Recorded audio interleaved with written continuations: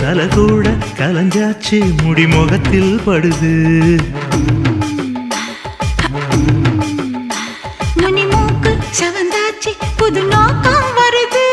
உதட்டோரம் விரிஞ்சாச்சு கொம்பு தேனா தருது என்னடி காயமுன்னு யாரும் கேட்டா என்னத்த சொல்லுறது என் கண்ணடி பட்டதுன்னு கச்சிதமா எடுத்து சொல்லுறது